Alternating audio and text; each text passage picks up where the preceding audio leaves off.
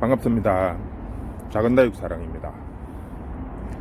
자, 오늘은 수업 대신에 우리 유튜브 초보자님들께 당부 말씀 몇 마디 드리려고 영상을 시작합니다. 지금 유튜브를 시작하다가 보니까 유튜브를 시청하시는 분의 한 70% 정도는 거의 초보자들 분이 많더라고요. 그래서 초보분들이 이제 밴드나 댓글로 문의를 상당히 많이 해 주시는데, 그 중에서 대체적으로 다육이가 상당히 키우고 싶다고 생각을 하고 시작을 했는데, 막상 하고 보니까 너무 어렵다,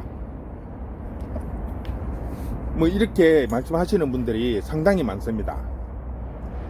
자, 그래서 오늘은 이렇게 어렵게 생각하시는 다육이 키우는 방법 중에서 아무래도 초보자님들이 키우기 쉽게 조금 더 편하게 관리를 하면서 키울 수 있도록 제가 몇 가지 설명을 해 드리려고 합니다. 자, 지금 가장 큰 문제는 말 그대로 처음에 시작할 때는 그냥 물 안 줘도 되고 뭐 그냥 놔둬도 알아서 잘 큰다라고 생각을 했기 때문에 시작을 했는데, 막상 시작을 하고 보니까 이 다육이가 의외로 어려워요. 막 종류별로 물 주는 것도 다 틀리고 뭐 흙도 다 틀리고 막 이렇게 하니까 너무 어렵게 생각을 하시는 것 같아요. 자, 그런데 문제는 무슨 식물이든 또 뭐 반려동물이든 각각의 특징이 다 있습니다. 전체적으로 다육식물을 기준으로 했을 때는 어찌 보면 참 쉽게 느낄 수 있는데, 각 종별로 이렇게 또 분류를 하다가 보면 또 의외로 어렵게 느껴지는 경우들이 상당히 있습니다. 자, 그래서 지금 어떤 기준이 없은 상태에서 이 초보자님들이 시작을 하다가 보니까 상당히 어려운 거예요. 그래서 오늘은 초보자님들이 키우기 쉽고 관리하기 편하게 분류하는 방법에 대해서 몇 가지 설명을 해 드릴게요. 자, 지금 가장 큰 문제는 대체적으로 보시면 지금 유튜브나 밴드, 뭐 카페, 블로그 이런 거에서 이제 어떤 이런 정보들을 수집을 하는데, 그런 데서 하다가 보니까 대체적으로 그분들은 경험이 많은 분들이 주로 많이 올립니다, 글을. 자, 그러다 보니까 초보님들은 그 사항을 제대로 파악을 못한 상태에서 이제 따라가게 되는 거죠. 그렇게 따라가다가 보면 문제점이 뭐냐 하면, 자, 예를 들어서 요즘에 가장 많이 쓰고 있는 난석, 산야초, 자, 요즘에 다육이 좀 하신다는 분들은 다 그는 돌로, 그는 난석으로 지금 다육이를 많이 심습니다. 좋다는 거 다 섞어가지고. 자, 하지만 이게 초보자님들은 오히려 더 어렵다는 거죠.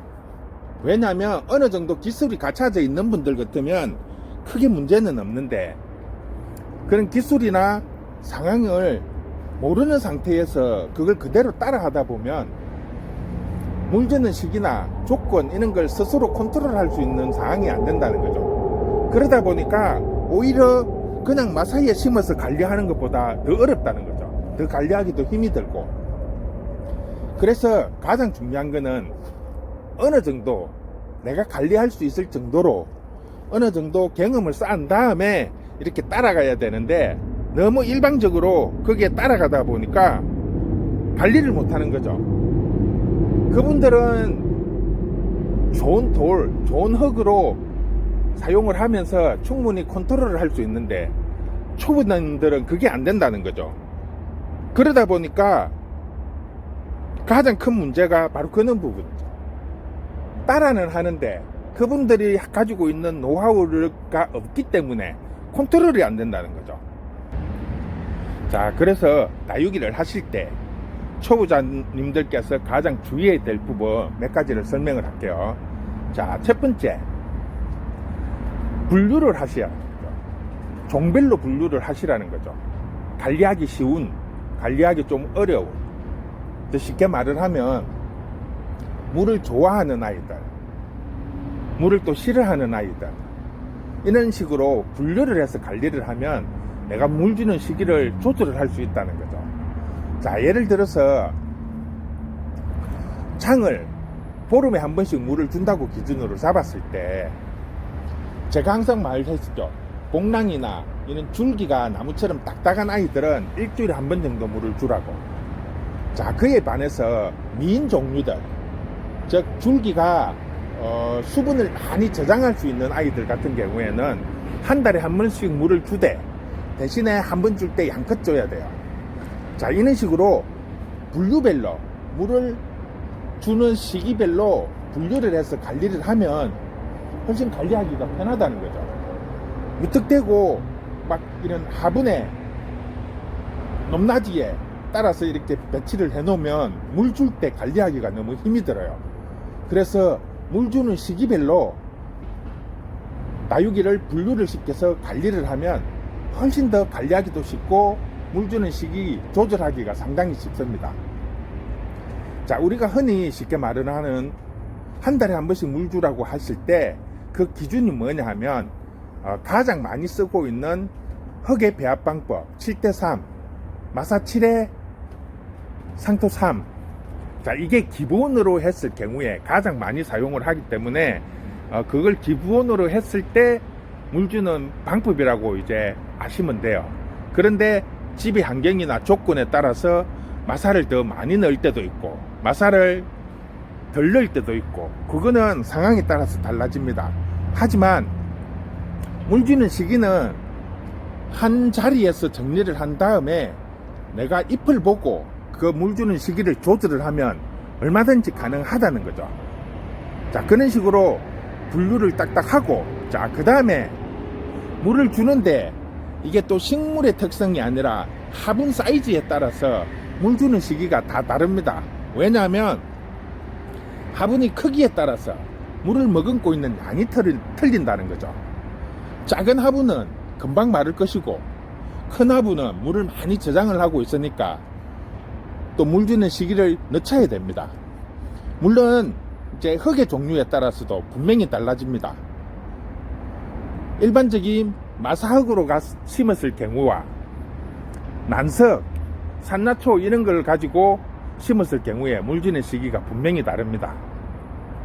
자, 그래서 가장 주의해야 될 부분이 한 가지가, 요즘에 초보님들이 다육이 흙 인터넷으로 많이 구매를 합니다.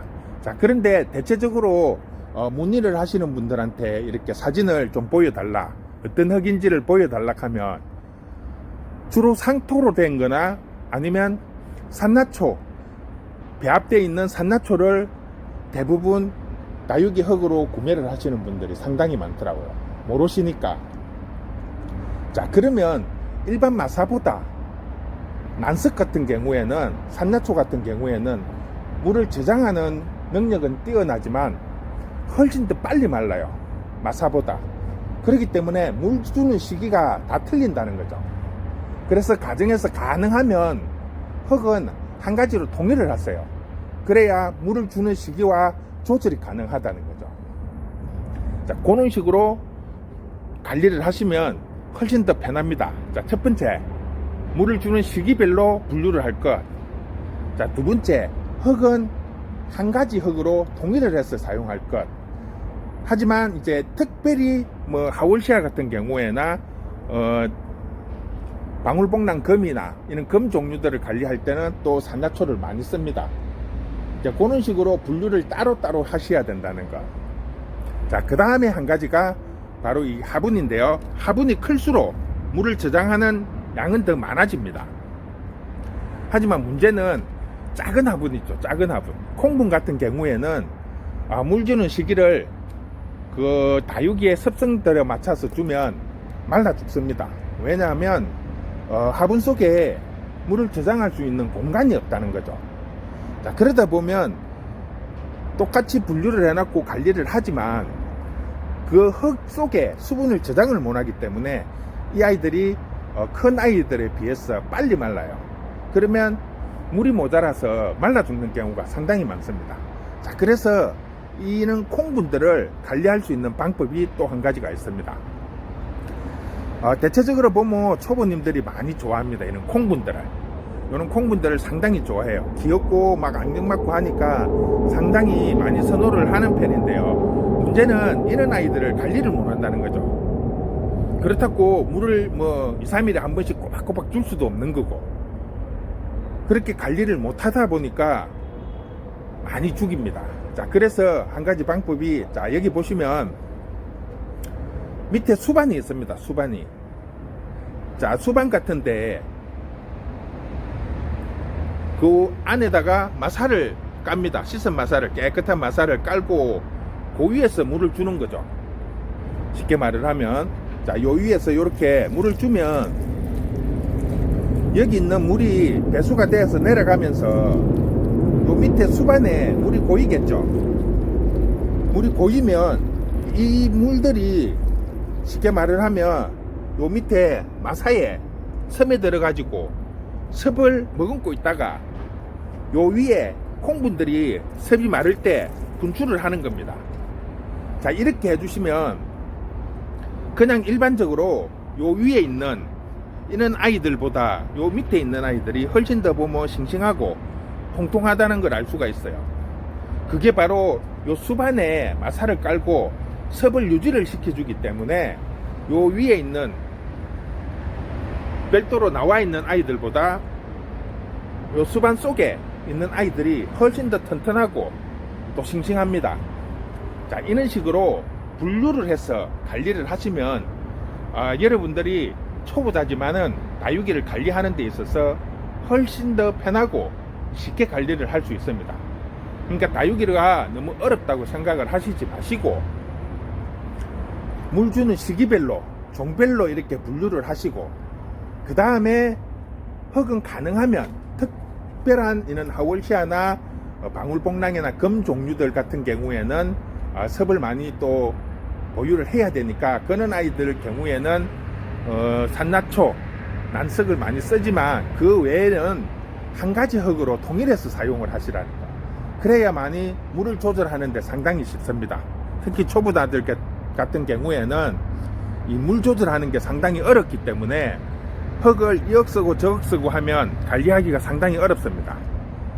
자, 그리고 마지막으로 작은 콩분들 같은 경우에는 물 주는 시기를 더 빨리 줘야 되니까 그거를 일일이 그때마다 물을 못 주니까 작은 수반에 올려서 물 관리 조절을 하시면 훨씬 더 쉽게 물 조절을 할 수 있습니다. 그러면 지금 힘들다고 하시는 분들도 쉽게 다육이를 키울 수 있다고 생각이 드는데요. 자, 오늘도 간단하게 몇 가지 당부 말씀만 드리고 마무리 하겠습니다. 자, 첫 번째, 물 주는 시기별로 종별로 분류를 하시라는 거. 두 번째, 가능하면 흙은 한 가지 흙으로 통일을 해서 사용하시라는 거. 자, 그 다음 세 번째는 콩분, 미니분 같은 경우에는 물 주는 시기가 짧기 때문에 수반에 마사를 채우고 그 위에 올려 두시면 물 조절을 하기가 쉽다는 거. 자, 요렇게 세 가지를 설명을 해 드렸습니다. 요거를 꼭 맹심하시고 관리를 하시면 조금 더 쉽게 관리를 하실 수 있을 것 같습니다. 자, 오늘은 여기에서 마무리하겠습니다. 수고했습니다.